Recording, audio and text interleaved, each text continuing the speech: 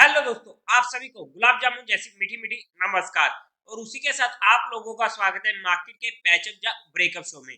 आज के दिन हम डिस्कस करेंगे एक तो हमारी मार्केट को क्या रहेंगे इंपॉर्टेंट लेवल्स, और उसी के साथ साथ होने वाली है कल के दिन सेंसेक्स की एक्सपायरी। तो वहां पर क्या कोई हीरो जीरो ट्रेड इनिशिएट हो सकती है, उन सभी फैक्टर्स को कंसीडर करने की कोशिश करेंगे, स्टडी करने की कोशिश करेंगे।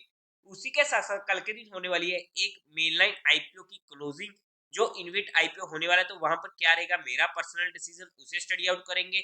और उसी के साथ साथ एक होने वाली है एसएमई आईपीओ सादव शिपिंग की लिस्टिंग, तो क्या रहेगी वहां पर लिस्टिंग स्ट्रेटेजी। तो अभी से इस वीडियो को लाइक और चैनल को सब्सक्राइब कर दीजिएगा।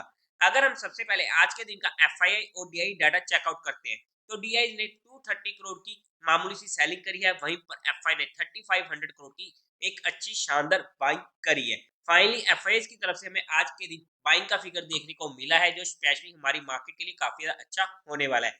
उसी के साथ साथ अगर हम सबसे पहले आईपीओस की बात कर लेते हैं, उससे पहले सभी के लिए इंपॉर्टेंट अपडेट है कि आप सभी को मालूम है कि हर सैटरडे को हम डिजिटल सैटरडे स्कूल में कोई ना कोई फाइनेंशियल लिटरेसी के ऊपर सेशन करवाते हैं, जो बिल्कुल फ्री ऑफ कॉस्ट होता है, जहां पर आपको एक पैसा भी नहीं देना होता। तो इस बार जो हमारा इस सेशन का टॉपिक रहने वाला है वो होने वाला है build wealth through equity, mutual fund and SIP.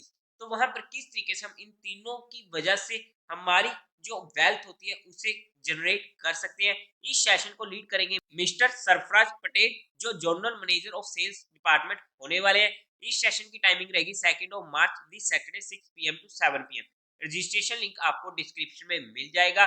Simply आपको अपना नेम और फोन नंबर भर के रजिस्टर्ड हो जाना है, और सेशन शुरू होने से पहले आपको मैसेज आ जाएगा, जिस लिंक पर आप क्लिक करके सेशन को लाइव देख सकते हो। उसी के साथ साथ अब अगर हम हमारे आईपीओ की बात करते हैं, भारत हाईवे, अगर मैं इसमें अपने पर्सनल डिसीजन की बात करूं तो मैं इसे इजीली अवॉइड करने वाला हूं। और वैसे ही मेरे पास अब पैसा ही नहीं बचा है आज के दिन सभी आईपीओ को अप्लाई करके कि मैं जहां पर भी आईपीओ को अप्लाई कर सकूं, क्योंकि हमें यहाँ पर सिर्फ और सिर्फ एचआरआई कैटेगरी में मिनिमम टू मिनिमम अप्लाई करना पड़ेगा। और जैसा कि हमने रिव्यू वीडियो में डिस्कस किया था कि स्पेशली ये आईपीओ किनके लिए सबसे अच्छा होने वाला है, कि अगर मैं उस माइंडसेट की बात करूं दोबारा से, जिस बंदे के पास इतना सारा पैसा है, पैसा ही पैसा है, और उसके पास हर क्लास में ऑलरेडी अच्छा खासा पैसा अमाउंट इन्वेस्टेड है, तो अगर हमें एक डिफरेंट क्लास में डिफरेंट असेट में इन्वेस्टमेंट करनी है, तो ये एक ऐसी असेट हो जाती है जहां पर इन्वेस्टमेंट कर सकते हैं। ऑब्वियसली जहां पर एक सिंगल कंपनी हो जाएगी, जो हमारा रिस्क फैक्टर ऑब्वियसली इंक्रीज करेगी। बट हाँ, एक नई असेट हो जाती है, रीट हो गया, इनविट हो गया, जहां पर हम एज ए डिविडेंड अगर हम अर्न करना चाहते हैं, तो वहां पर उस माइंडसेट के लिए ये आईपीओ सबसे बेस्ट रहने वाला है, कि अगर हमने सिर्फ और सिर्फ डिविडेंड खाना है तो हमारे लिए बेस्ट होने वाला है। बट पर्सनली मैं इस आईपीओ को इजीली बीइंग एंड अग्रेसिव ऊपर अवॉइड करने वाला हूं। बट ये मेरा पर्सनल डिसीजन था फॉर एजुकेशन पर्पस। आप लोग जो भी डिसीजन बनाओ, एक बार अपने रिस्क फैक्टर और अपने माइंडसेट के अकॉर्डिंग अपने फाइनेंशियल एडवाइजर से कंसल्ट करके कोई फाइनल एक्शन बनाइएगा, और अपने एक्शन को कमेंट सेक्शन में बता दीजिएगा। उसी के साथ साथ अगर हम बात करते हैं एसएमई आईपीओ की, सादव शिपिंग एसएमई आईपीओ, पर्सनली जैसा कि हमारी डिस्कशन हुई थी, मैंने इस आईपीओ को अप्लाई किया था, बट फिर से नहीं मिला। बट कुछ लोग कहते हैं कि एसएमई आईपीओ बिल्कुल भी नहीं लगता है। तो मेरे नोन में एक तो मेरे कजन को लगा है आईपीओ, हालांकि एक दूसरा कजन था जिसे पिछला आईपीओ जो था हमारा डीम रोल टेक का, उसे वो अलॉट हुआ था। और ये वाला मेरे कजन को एंड सेकंड मेरे फ्रेंड को अलॉट हुआ है। तो इन तीनों के जो भी प्रूफ होंगे मैं आप लोगों को रील बनाकर डालने की कोशिश करूंगा। आई थिंक ऑन संडे डाल दूंगा मैं, तो वहां पर आपको विद प्रूफ मिल जाएंगे। लेकिन अगर मैं इसमें अपनी लिस्टिंग स्ट्रेटेजी की बात करूं, अगर ये आईपीओ मेरे पास होता, तो जैसा कि आप सभी को मालूम है कि एसएमई आईपीओ में मेरी सिंगल ही लिस्टिंग स्ट्रेटेजी रहती है, कि जैसे ही वो लिस्ट होते हैं मैं इमीडिएट बुक करने की कोशिश करता हूं। मुझे फर्क नहीं पड़ता उसके बाद वो आईपीओ डबल हो रहा है, ट्रिपल हो रहा है या आधा रह रहा है। मेरा मोटो था लिस्टिंग गेन लेना, मैंने लिया, बात खलास हुई। अब इसका रीजन क्या है, एक तो हम एसएमई आईपीओ को आधा कभी भी नहीं बेच पाएंगे, कि अगर हम जहां पर सोचते हैं कि हम कुछ शेयर्स को बेच देते हैं, कुछ को होल्ड रख लेते हैं, एसएमई आईपीओ हमेशा लॉट्स में ही बेचा और खरीदा जाता है। तो वहां पर आपको पूरा का पूरा लॉट एग्जिट करना पड़ेगा।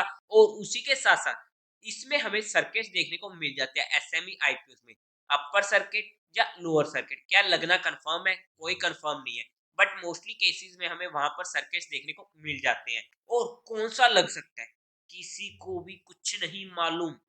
कोई भी सर्किट लग सकता है, वो सिर्फ मार्केट को मालूम है कि उसने इसमें कौन सा सर्किट लगाना है। तो बस उसी सर्किट के चक्कर से बचने के लिए मैं यहाँ पर इसे इमीडिएट बुक करने की कोशिश करता हूँ, क्योंकि मेरा मोटो था सिर्फ और सिर्फ लिस्टिंग है लेना, मैंने लिया, बात खत्म हुई। अब आप अपना रूल्स के अकॉर्डिंग, अपने माइंडसेट के अकॉर्डिंग, आपने किस बेसिस पर उसे अप्लाई किया है, लॉन्ग टर्म के लिए किया है, लिस्टिंग के लिए किया, उसके अकॉर्डिंग आप अपना डिसीजन बनाइएगा। और अपने एक्शन को परफॉर्म करने से पहले एक बार अपने फाइनेंशियल एडवाइजर की सलाह जरूर ले लीजिएगा। बाय द वे, जो लोग कहते हैं ना कि मुझे एसएमई आईपीओ कभी नहीं लगता है, और यहाँ पर अगर आपको ये आईपीओ लगा है उस केस में, तो कमेंट में जरूर बताइएगा कि आपका भी अब ये डाउट क्लियर हो चुका है कि कभी भी एसएमई आईपीओ नहीं लगता है। बाय द वे, अब अगर हम बात करते हैं हमारी मार्केट की, तो जैसा कि हमारी कल के दिन निफ्टी में क्लियर कट बात हुई थी कि 22,080 हमारे लिए मेजर रेजिस्टेंस रहने वाला है, और 21,970 का हमें इमीडिएट सपोर्ट मिलने वाली है। अब क्या ही परफेक्टली मार्केट ने हमें बार बार मौके दिए।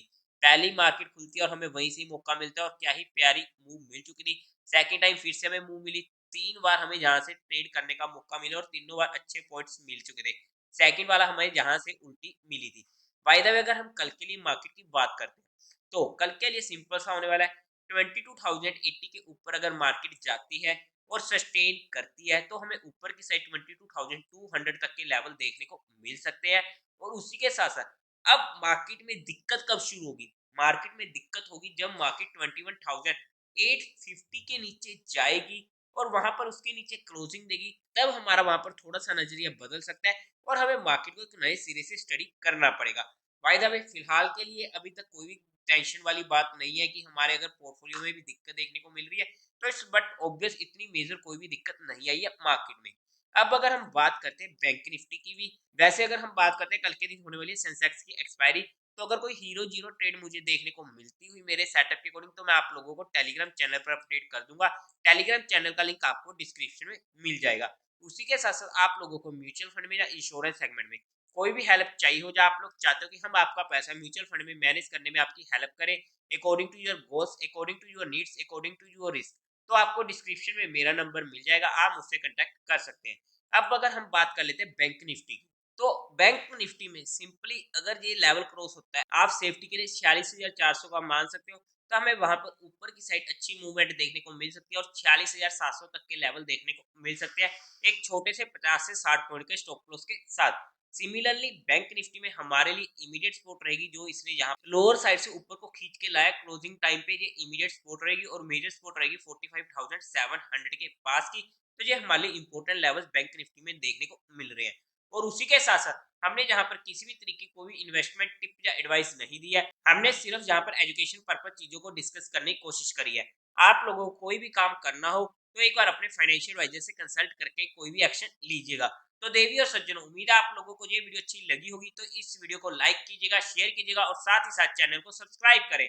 हर हर महादेव।